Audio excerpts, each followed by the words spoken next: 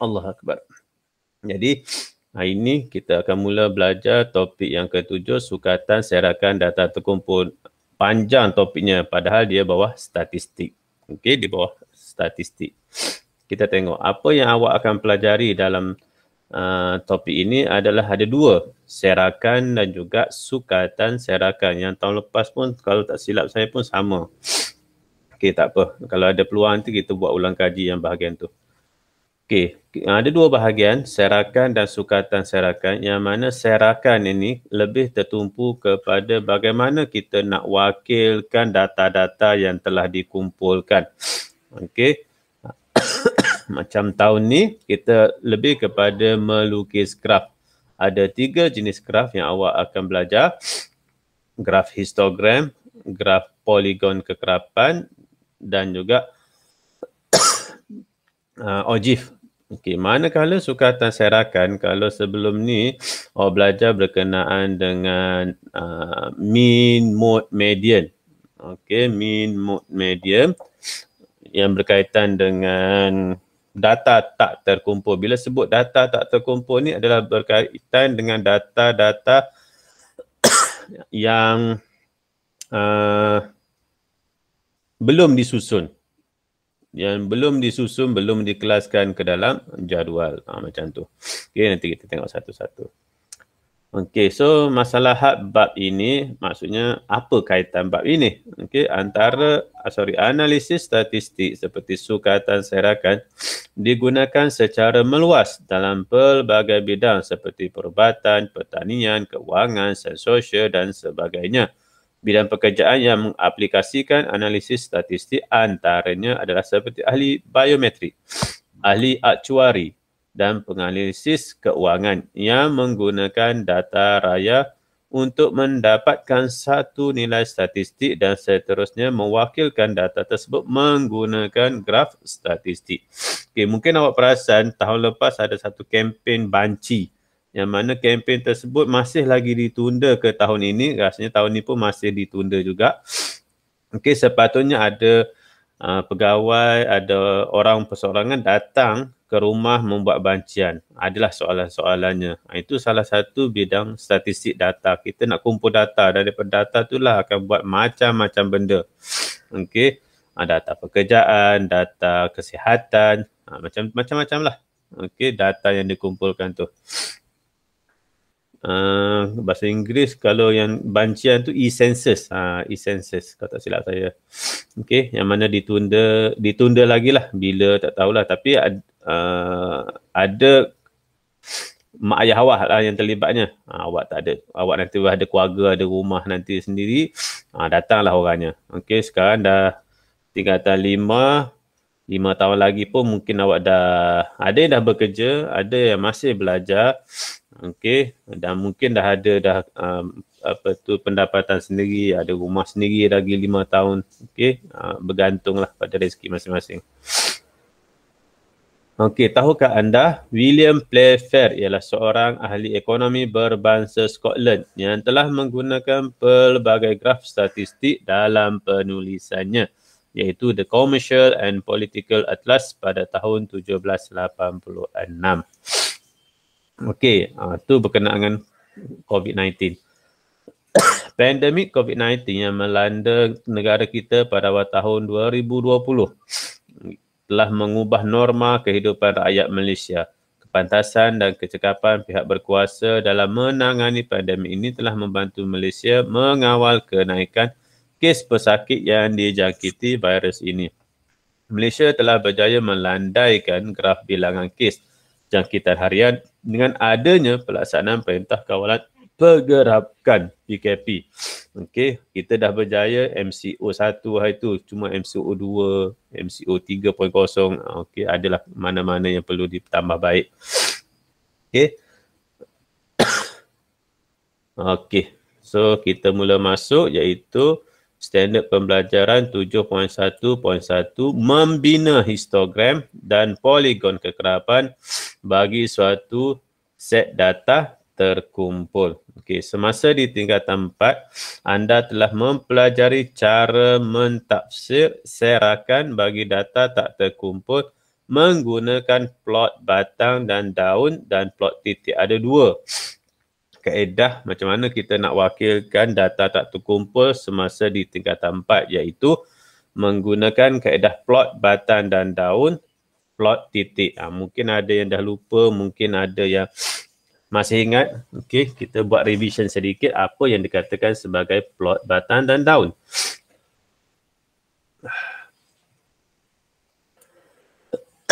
Okey, contoh.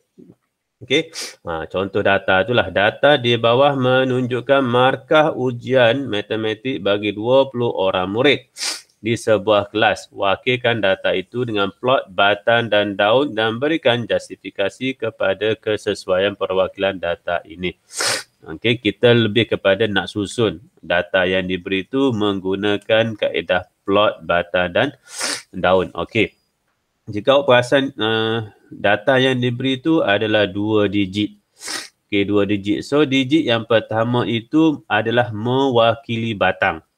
Okey, mewakili batang. Manakala digit yang kedua itu adalah mewakili daun. Mana markah saya? Okey. Contoh nombor 60 ni kan. Nombor 6 itu mewakili batang. Nombor 0 itu mewakili daun. Jadi kita Alhamdulillah. Jadi kita susun. Tengok nombornya macam contoh batang tu. Kita tengok nombor terkecil hingga nombor terbesar. So kita tengok ada nombor 3. Kita tulis dulu 3, 4, 5, 6, 7, 8. Kemudian kita tengok okey nombor 60. Nombor 6 kita letak kosong. Okey, kemudian 56. 5 kita letak 6. 69. Nombor 6 kita letak 9. Nombor 32. So 3, 2. Macam itulah seterusnya sehingga selesai. Okey, ke semua 20 orang murid itu. Kemudian daripada batang dan daun, batang tu dah tak ada masalah. Cuma yang bahagian daun tu. Okey, bahagian daun tu. So bahagian daun tu awak susun elok-elok. Okey, kalau macam sekarang ni macam contoh nombor 5 ni kan. 6, 8, 2, 0, 0, 9. Okey, berterabur. Jadi kita tengok sekali lalu je nak buat analisa tu agak sukar. Jadi adalah lebih baik nombor-nombor tu disusun dari kecil ke besar. Okey, seperti mana yang sebelah kanan itu. Okey, 5. Jadi 0, 0, 2, 6, 8, 9. Lebih mudah kita melihat data yang begini. Okey, ini adalah kaedah plot batang dan daun.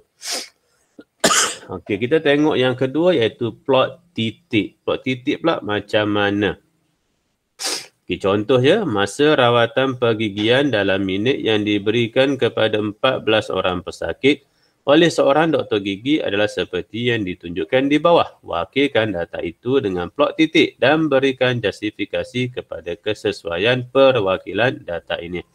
Seperti mana yang awak nampak di situ, ada 2 digit juga, 23, 24 dan seterusnya, ada 14 nombor di situ. Jadi bagaimana kita nak buat? Kita buat number line. Kita buat number line. Okey, kita buat nombor line. Garis nombor. Okey, garis nombor. Kita tengoklah cari daripada kalangan ni nombor yang paling kecil iaitu nombor 17. Kemudian cari nombor paling besar iaitu nombor 25. Okey, kemudian kita buatlah number line. Garis nombor mula nombor 17, 18, 19, 20, 21, 22, 23, 24, 25. Begitu.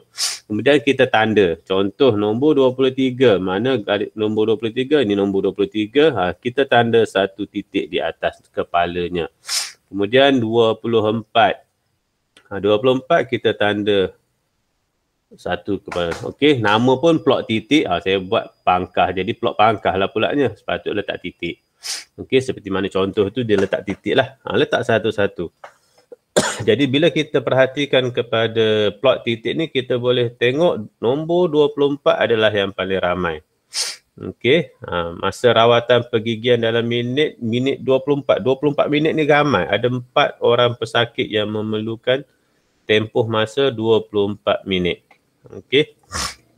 Macam tu. Harap semua dapatlah. Kita buat revisi berkenaan dengan plot batang dan daun dan juga plot titik. Okey. Kalau awak cari dalam silibus lama, dua cara ini belum ada. Okey, dalam silibus baru dia adakan, kita tambah pengetahuan sama-sama. Okey. Okey, kalau yang ini ada dalam silibus lama, so kalau awak buat rujukan dalam buku yang lama-lama, kepunya mak pula dah, abang atau kakak awak, boleh rujuk jugalah.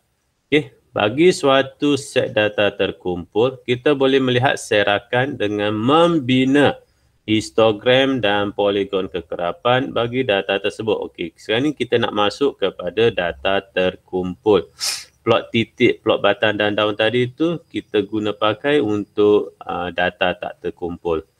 Jadi sebelum membina histogram dan poligon kekerapan, anda perlu mengetahui selang kelas. Apa yang dikatakan selang kelas, apa yang dikatakan had bawah, had atas, titik tengah, sempadan bawah, sempadan atas dan kekerapan longgokan yang boleh diperoleh daripada jadual kekerapan. Okey, itu adalah hasil daripada mobilasi minda 1. Macam mana nak dapatkan saiz selang kelas, had bawah, titik tengah, sempadan bawah, sempadan atas. Okey, tak apa, kita tengok kepada contoh adalah lebih baik untuk awak faham bagaimana kita nak dapatkan nilai-nilai yang dinyatakan, iaitu selang kelas, had bawah, had atas, titik tengah, sempadan bawah, sempadan atas dan juga kekerapan longgokan. Okey, contoh 1. Set data di sebelah menunjukkan tinggi kepada sentimeter yang terhampir bagi sekumpulan murid tingkatan 5. Okay, data ni data belum dikumpulkan dalam kelas-kelas dia. Jadi kita nak buat. Tentukan selang kelas yang sesuai supaya bilangan kelas menjadi 6. Okay, contoh pelajar kita ada 300 orang. Contoh pelajar tingkatan 5, tingkatan 3. Ada 300 orang pelajar tingkatan 3. Tingkatan 4 dia nak naik ke tingkatan 4, dia perlu dikelaskan. Seperti mana yang awak ada kelas sekarang ni. So siapa yang akan berada di 4 epsilon, 4 beta, 4 delta, 4 zeta, 4 gamma, begitulah. Okey, dia kena ada syarat-syaratnya. Nah, samalah. Okey, jadi sekarang ni kita nak buat kelas 6 sahaja daripada data yang ada itu. So bagaimana kita nak tentukan setiap tu? Jadi kita cari nilai terendah dan nilai tertinggi. Okey, nilai terendah bagi data tersebut adalah kita tengok satu-satu. Yang kat sini 145. Okey, ada lagi tak paling kecil pada dia? 145. Oh, tidak ada. So nilai terendah adalah 45. Okey. Manakala nilai tertinggi yang kita tengok, kalau kita tengok satu-satu lah, 166 paling tinggi setakat ni. Okey, sebelah sini ada 173. So 173 yang paling tinggi. Ada lagi tinggi daripada 173? Tidak ada. Okey, nilai tertinggi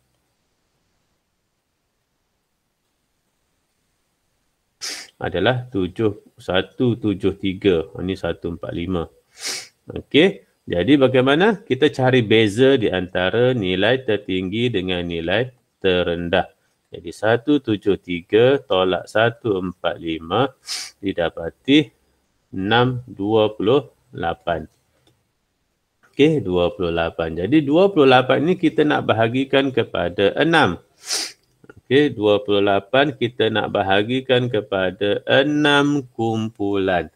Jadi didapati di situ 4, 24, 40, 6, 36 dan begitulah seterusnya. So kita akan dapat 4.67 lah. Okey, bila kita nak cari selang kelas, dia mesti nombor genap. Tak nak perpuluhan, tak nak pecahan. Okey, yang kita dapat 4.67. Jadi apa yang boleh kita buat? Kita jadikan setiap kelas itu adalah 5. Setiap kelas adalah 5. Maksudnya sekarang macam contoh saya bagi tadi tu ada 300 orang. Bila masuk tingkatan 4, kita nak bahagikan kepada 10 kelas. Kalau ikutkannya lebih kurang 30 orang lah. Satu kelas lebih kurang. Okey. Jadi apabila berlakunya permohonan sana, permohonan sini, boleh tengoklah kelas mana banyak, kelas mana sedikit, bergantung. Okey, macam contoh kelas alpha dia tak boleh ramai. Contohlah ni, atau kelas sigma tak boleh ramai. Kenapa? 4 omega tak boleh ramai. Okey, adalah syarat-syarat kekangannya tu. Okey, kalau macam sini sekarang kita dah tahulah. Dia nak bahagikan kepada 6 kelas. Jadi setiap kelas adalah 5. Okey, setiap kelas adalah 5. Sebab apa? Kita dapat 4.67. Dia tak boleh nombor perpuluhan, tak boleh nombor pecahan. Okey, sekiranya data yang diberi tu tiada pecahan, tiada perpuluhan. Okey. Jadi kita buat nombor genap. Jadi 4.67 tu kita genapkan jadi 5. Jadi bagaimana kita nak buat? Okey. Kita tahu paling rendah 145. Jadi kita masukkan kelas dia. 145 hingga. Perlukan 5 orang sahaja. So kita kira dengan jari. Ataupun kita buat macam ni. 145, 146, 147, 148, 149. Cukup ada berapa? 1, 2, 3, 4, 5. Ada 5. So 145 hingga 149. Satu kelas. Okey, kemudian kelas yang berikutnya 150. Jangan pula kelas berikutnya 149. Nanti kan orang yang berada 149 nak duduk kat mana? Nak duduk kelas atas ke nak duduk kelas bawah? Tak boleh. Okey, jadi bezakan. Jadi kelas yang pertama adalah 145 hingga 149. Kelas yang kedua 150 hingga 1, kira lagi 150, 151, 152, 153, 154. Ada berapa? 1, 2, 3, 4, 5. So 154. Macam tu. Kemudian diikuti dengan 155, 159. Dia dah follow dah. Kan sini kan 145, 149. So kalau ni 155 mesti berakhir dengan 159. 160 berakhir 164. 165 berakhir 169. 170 berakhir 174. Cukup tak ada 6 kelas? 1, 2, 3, 4, 5, 6. Okey, cantik. Ada 6 kelas dah. Kita dah buat.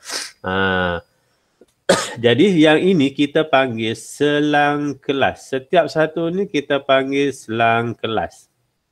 Okey, selang kelas. Ni semua selang kelas lah. Okey, selang kelas. Macam tu. Okey, sekarang ni daripada data yang ada tu. Tadi kita nak masuk ikut kelas masing-masing. Okey, kita nak masukkan ikut kelas masing-masing. Sekejap saya padam dulu yang ini. Okey. Okey, settle yang itu. Masuk pen. Pen warna biru. Okey, jadi kita buat kaedah gundal. Ingat lagi kaedah gundal. Macam mana? Kaedah gundal 1, 2, 3, 4, nombor 5 ikat. 1, 2, 3, 4, yang kelima ikat. Yang ni kita panggil kaedah gundal. Okey, awak belajar di sekolah rendah kalau tak silap saya ni. Jadi kita akan masukkan. Jadi 153 kita cari dia duduk kat mana? 153 berada di sini. So 1. 158 berada di bawah ni. 145 dekat atas. 166 di bawah ini. 158 di sini. 168 di bawah ini. 161 di sini. 150 di sini. 163 di sini. 173 163 165. Cikgu kaedah ni lambat lah cikgu. Bergantung. Kalau awak rasa boleh cepat dengan kaedah yang lain tapi jawapan betul, alhamdulillah teruskan, tak ada masalah. Cuma kaedah yang saya buat ni adalah kaedah selamat daripada melakukan kecuaian. Kecuali awak silap pula bawa masuk ke dalam kelas lain. Itu kecuaian lah. Okay. So 158, 152, 148, 157, 162, 156, dah cukup dah. 45. Okey. 155, tambah kat P, 164. Cukup 5 juga. Okey. Jadi kita kira lah setiap satu kelas tu berapa orang. Macam ni 2, ni 3, ni 6, ni 5, ni 3, ni 1. Kita jumlahkan betul tak? Dia punya kesuruhan tu ada berapa ni? 1, 2, 3, 4, 5. 1, 2, 3, 4. Sepatutnya ada 20. Okey, so kita kira 2, 3, 5, 6, 11, 16, 17, 18, 19, 20. Betul. Okey, 20. Okeylah. Okey.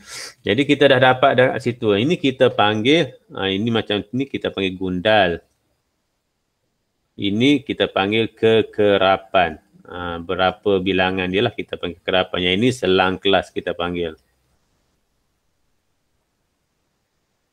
Okey, so kalau ya saya. Macam mana nak dapat selang kelas sekali lagi? Selang kelas sekali lagi. Okey. Sekejap. Macam mana nak dapatkan selang kelas? Okey, daripada data yang awak diberi, contoh ada 20 data di situ, awak perlu nak buat 6 kelas. Okey, contohlah ni soalan dia nak awak buat 6 kelas. So, bagaimana nak buat 6 kelas daripada data itu? Awak cari nilai terendah dan nilai tertinggi. So, nilai terendah adalah 145 apabila ditengok dalam data itu dan nilai tertinggi adalah 173. Okey, daripada dua data tersebut tolakkan kita nak cari beza, iaitu ada 28 perbezaan di antara yang tertinggi dengan yang terendah. Okey, daripada 28 itu kita diberi 6 kelas. So, kita perlu tahu setiap kelas tu perlu masuk berapa.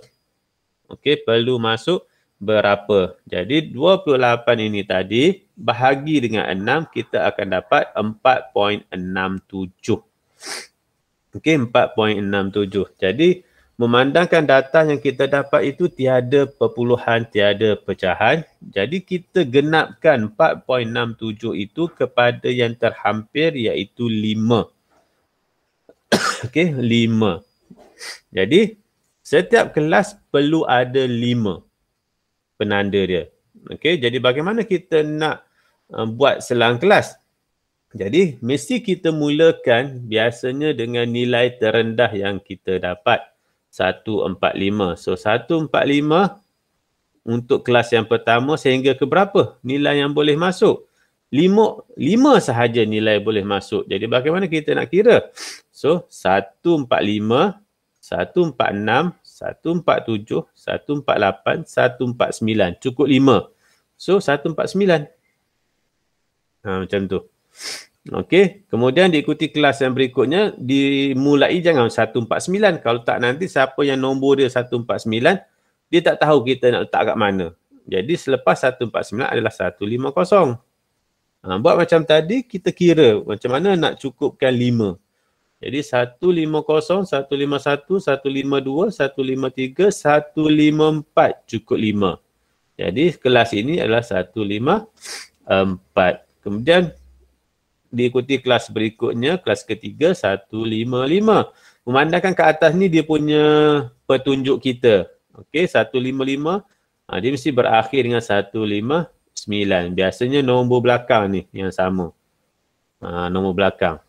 Jadi 160 sehingga 164. Begitulah sehingga kalau yang tertinggi tadi 173, kita berhentilah sehingga 174. Jangan pula 170 hingga 173. Tak boleh.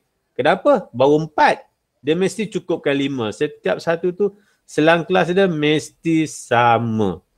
Okey, jangan pula 170 mentang-mentang data yang ada sehingga 173 awak berhenti ke 173. Tak. Okey, mesti berhenti cukupkan 5 juga. 170 hingga 174. Okey, berdasarkan pengalaman sebelum ni, SPM sebelum ni, jangan risau. Selang kelas ni dia dah bagi untuk awak dah. Awak isi sahaja, cari kekerapan dia. Macam tu dan seterusnya lah. Okey, boleh ya? Okey. Yang B pula, ini kita nak bina jadual kekerapan. Ini semua kemahiran-kemahiran asas yang mana kemahiran ini tak ditanya dalam peperiksaan. Kalau ikut pengalaman yang lepas lah, dia dah siap bagi jadual ke awak, awak isikan dengan nilai-nilai yang bersesuaian. Okey, contoh. Ini yang A tadi lah. Contoh yang B. Yang ni kita nak bina jadual kekerapan. Okey, dalam exam, biasanya dia dah bagi siap macam tu. Awak isi je. Setiap satu ruangan kosong tu. Awak isi je apa yang ditanya. Okey, jadi kerjanya lebih mudah. Kalau katakan daripada awal lagi awak kena buat, macam A tu kena buat kemudian diikuti dengan B, sebab bukan semua murid dapat bina daripada awal. Bila dia suruh bina macam ni, dia dah menjadikan soalan itu berbentuk kebat. Walhal bukan kebat, tapi bagi murid yang tak dapat-dapat, dia rasa susah. Susah sangat. Okey, jadi kita nak bantu. Okey, kita nak bantu membolehkan murid lulus dalam peperiksaan. Kita bagi jadual siap macam ni. Awak isi sahaja nilai-nilai yang sepatutnya. Okey, kita nak isi sekarang. Had bawah, had atas. Titik tengah, sempadan bawah, sempadan atas. Okey, mudah sahaja. Untuk had bawah, okey, untuk had bawah, kejap saya tukar warna. Saya suka merah, ya Allah. Okey, contoh had bawah, kita nak pergi had bawah dulu. Jadi kita tengok, setiap satu kelas ini, dia ada semua yang ditanya tu. Okey, semua ada. Jadi apabila bersebut dengan had bawah, awak ambil nombor terkecil, terendah. Contoh, bagi kelas ini 145 terkecil. Letaklah, itulah had bawah. Okey, kalau had atas nombor terbesar. Kalau macam kelas ni 149. So 149. Mudah sahaja. Okey. Kalau kelas yang berikutnya, yang ini 150, yang ini 154. Yang ini pula 155, yang ini 159 dan begitulah seterusnya. Okey. Kemudian titik tengah. Titik tengah ni ada macam-macam kaedah awak nak buat. Okey, kalau dari segi kaedah pengiraan, titik tengah bagi kelas yang pertama ya, kelas ni adalah had bawah 145 tambah had atas 149 bahagi 2. So awak akan dapat 147, 45, 46, 47, 49. Okey, 147. Dah, itulah titik tengah. Kalau kelas yang berikutnya, macam biasa, had bawah 150 tambah had atas 154 bahagi 2. Guna kalkulator akan dapat 152. Itu kaedah pengiraan. Kalau kaedah cuba teka atau cuba teka, cuba jaya adalah contoh 145 hingga 149 ni kelasnya ya. Jadi macam mana kita nak cari titik tengah? Kita boleh senaraikan ataupun kita kira dengan jari. 145, 146, 147, 148, 149. So tengah-tengah tu mesti dekat ni. Kalau kira dengan jari dia nombor 3. Tempat yang ketiga. Okey, macam contoh 174, 170 ni kan. So kita kira dengan jari. 170, 171, 172. Jadi titik tengah dia yang ketiga tu lah 172. Dah selesai. Okey, awak boleh guna kaedah pengiraan atau kaedah cuba jaya, kira dengan jari. Okey. Okey, settle. Had bawah beres, had atas okey, titik tengah. Okey, sempadan bawah, sempadan atas.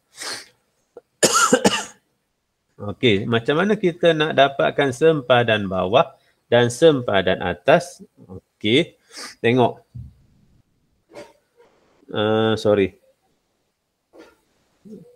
Nak cari sempadan atas, saya tengok sempadan atas dulu ya. Okey, awak ambil had atas. Had atas rumah yang pertama ni lah. 149. Tambah. Okey, tambah. Tambah dengan berapa? Had bawah rumah selepasnya. 150. Bahagi 2. So, jawapan awak adalah 149.5. Kebiasaannya sempadan-sempadan ni, tak kisahlah sempadan bawah atau sempadan atas, dia ada 0.5. Okey, dia ada point 5 yang menunjukkan itu perkongsian di antara kelas yang di atas dengan kelas yang di bawah. Kan nama pun sempadan. Sempadan adalah garisan yang dikongsi oleh dua benda.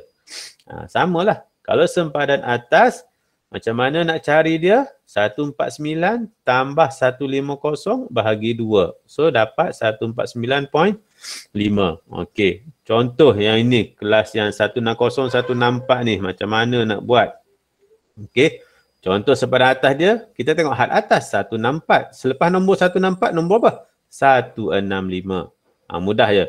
Bahagi 2, so awak akan dapat 164.5. Biasanya ada poin-poin tu, itu merujuk kepada sempadan lah. Atas ke bawah tak kisah. Okey, bagaimana pula untuk sempadan bawah? Okey, kita tengok 160, 164 ya. Okey, sempadan bawah kita tengok had bawah. Iaitu 160.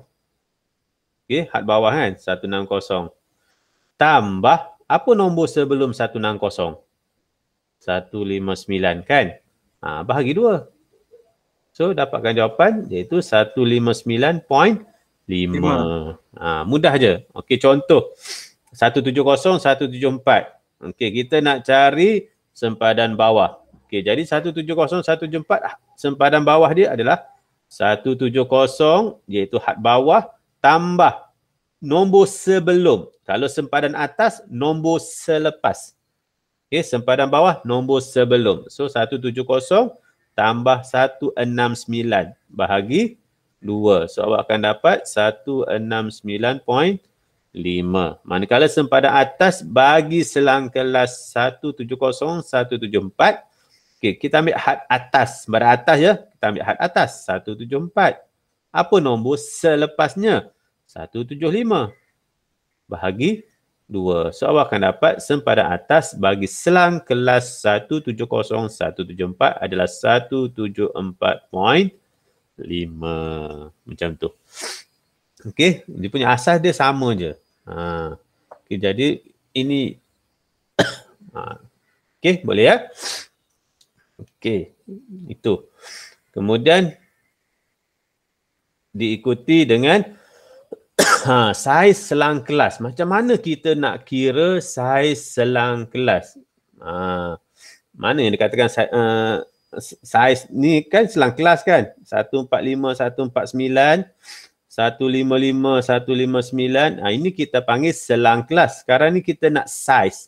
Saiz tu maksudnya ada berapa dalam tu. Okey, macam ni lah. Bilangan kelas menjadi 6. Sorry, ni bukan yang sepatutnya. Okey, kita nak cari saiz. Saiz mesti semua sama. Semua sama saiz. Sama besar. Dia tak boleh satu besar, satu kecil. Dia jadi tak seragam. Bila kita berkaitan dengan statistik, dia punya main dia, utama dia mesti semua sama. Supaya yang lain tu masuk sahaja.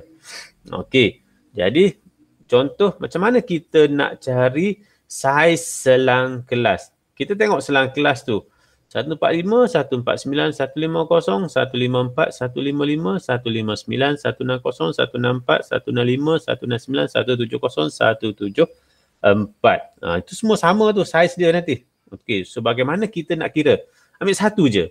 Ambil satu je selang kelas. Sebab semua sama. Contoh, saya ambil selang kelas 165, 169. Contoh. Okey. Kaedah paling mudah adalah kita kira dengan jari. Macam mana nak kira dengan jari? Kita mesti kira mula dengan nombor yang diberi. 165 dan berakhir dengan nombor yang diberi juga. Iaitu kalau selang kelasnya 165, 169, so kita kira dengan jari.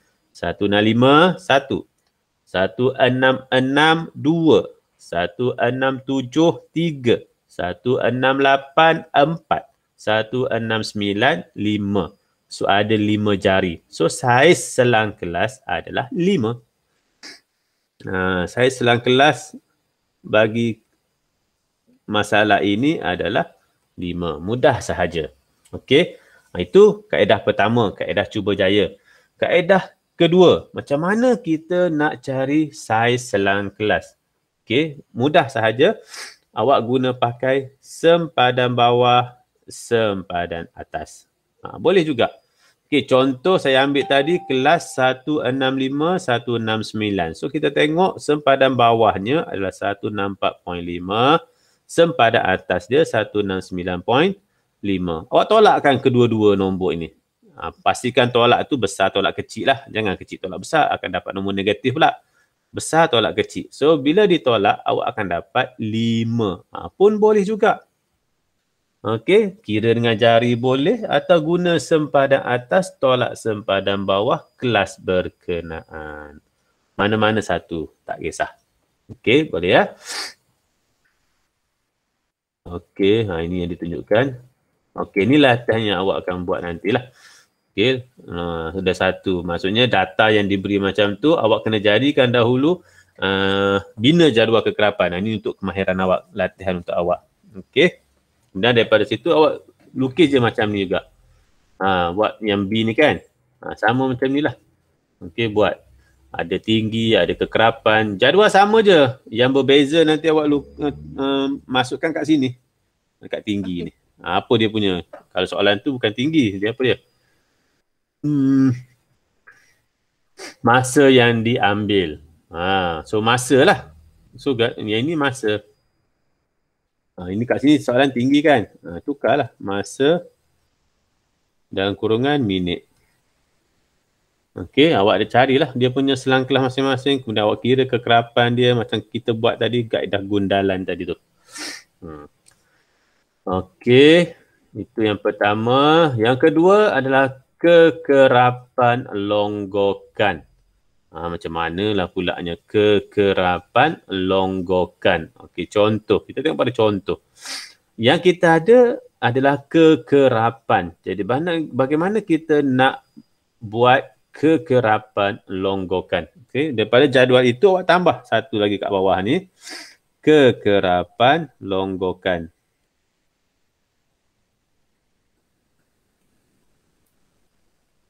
Okey, awak tambah. Kekerapan longgokan. Okey. Dimulai kekerapan dia 4. So kekerapan longgokan 4 lah. Tak berubah. Dia ikut yang pertama. Kemudian yang kedua ni. Kedua ni macam mana nak dapat? Mudah sahaja. 4 ni tambah dengan 5. Tambah. 4 tambah 5, 9. Dah. Yang ketiga, tambah juga. 9 tambah 8, 17. Yang keempat pun tambah juga. 17 dengan 7, 24. Yang akhir sekali pun tambah jugalah 24 dengan 3, 27. Ya, saya. So, selalunya nombor depan tak berubah kan? Betul. Yang depan tu tak berubah. Dia mula dengan nombor tu juga. Okey, boleh ya? Okey. Itu dalam bentuk diagram yang cantik lah. Okey, ni latihan untuk awak buat. Okey, so hari ni kita berhenti setakat ini dahulu. Awak dikenalkan dengan beberapa konsep. Nanti kalau saya pergi pada grafkan nanti, melilau pula. Kita bagi bertenang rehat. Jadi esok fresh pagi, kita belajar bagaimana nak lukis histogram. Kita belajar dulu satu jenis graf, histogram. Boleh ya? Jadi latihan awak adalah yang pertama tadi, bina jadual. Yang kedua, yang ini cari bina jadual. Bukan bina jadual. Awak hanya ubah suai jadual yang sedia ada ni lah. Okey, so ada apa persoalan nak tanya? Cikgu jelaskan yang batang dengan apa tadi? Oh, plot batang tu? Okey, sekejap. Sekejap. Sekejap. Okey, ni di tingkatan 4 dah, itulah ni. Okey, kejap je. Okey, saya cari. Okey. Ini tingkatan 4. Dan kalau sempat sebelum SPM, sebelum trial nanti pun saya berhajat nak ulang balik lah yang tingkatan 4. Tapi biar settle dulu yang tingkatan 5. Okey, berkenaan dengan plot batang dan daun. Okey, plot batang dan daun nanti tingkatan 4 ada dua jenis cara kita nak wakilkan data tak terkumpul. Iaitu caranya yang pertama guna pakai plot batang dan daun. Dan satu lagi adalah plot titik. Okey, contoh soalan tu, data di bawah menunjukkan markah ujian matematik bagi 20 orang murid di sebuah kelas. Wakilkan data itu dengan plot batang dan daun dan berikan justifikasi kepada kesesuaian perwakilan data ini. Okey, untuk seingat saya, kalau saya salah betulkan ya, untuk plot batang dan daun ni kita hanya melibatkan 2 digit. Okey, melibatkan 2 digit setakat ni lah. Mungkin ada 3 digit, mungkin ada, tapi kita fokus kepada 2 digit. Jadi digit yang pertama itu adalah mewakili batang dan digit kedua mewakili daun, macam pokok lah. Okey, macam pokok ada dahan dan ranting-ranting dia tu. Samalah macam ni. Jadi kita tengok yang kat depan dia tu dia paling kecil mula dengan nombor berapa. Okey, paling kecil mula dengan nombor berapa. Kalau dekat sini kita tengok nombor 3 ni. Paling kecil nombor 3. Paling besar nombor 8. Okey, sini. Okey, jadi awak buatlah secara menurun. Jadi 3, 4, 5, 6, 7, 8. Sebelah kiri ni batang. Okey, ni batang. Yang sebelah kanan ni daun. Okey, jadi kita tengoklah. Kita ambil salah satu macam contoh 60. Kita slash 60, cari 6, letak kosong. 5, 6. Cari 5, letak 6. 6, 9. Cari 6, letak 9. 3, 2. Cari 3, letak 2. 6, 3. 6 dan 3. 5, 8. 5 dengan 8. 7, 1. 7, 1. 8, 6. 8, 6. 5, 2. 5, 2. 6, 4. 50. 6, 7. 8, 2. 6, 3. 7, 5. 50. 6, 9. 7, 8. 7, 7.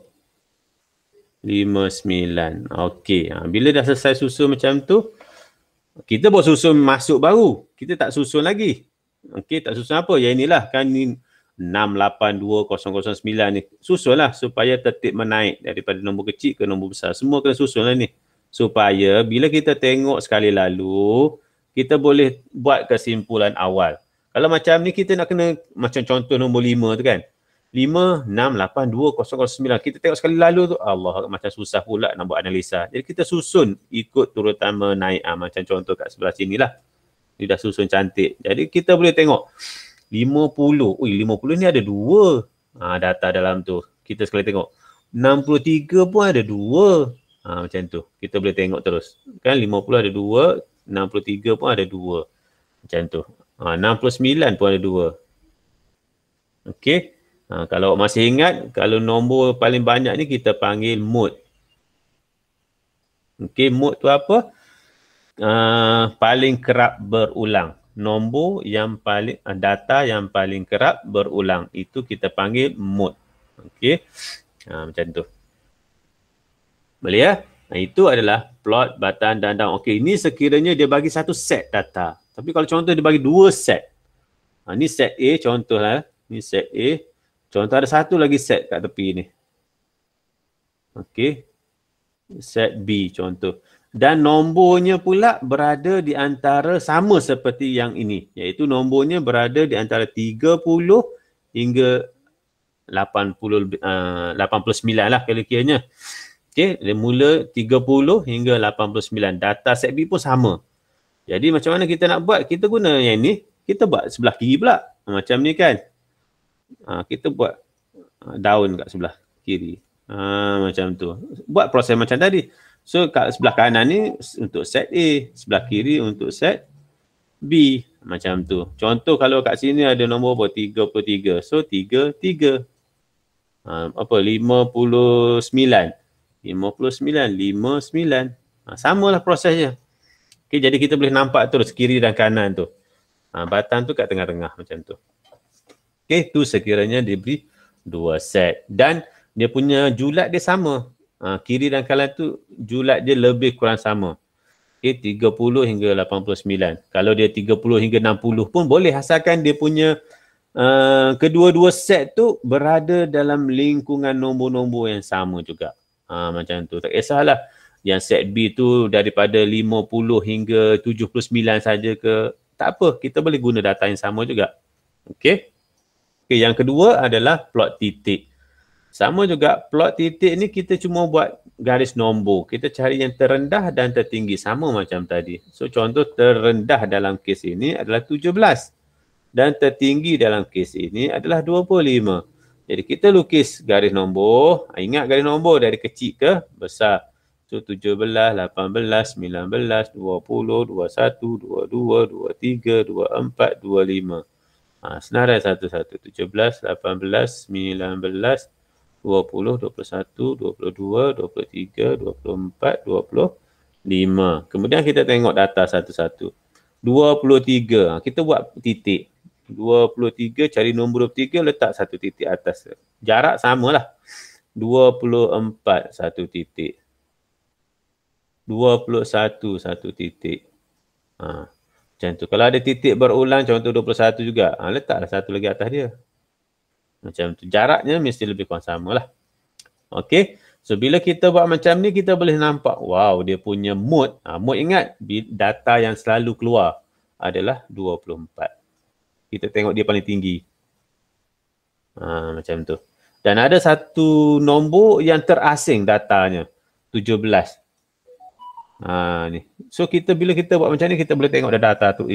Kenapa 17 ni terlalu jauh daripada data-data lain? So, kita boleh terfikir macam tu. Itu di bawah tafsiran data lah. Mungkin ni semua kita nak wakilkan dulu data-data itu.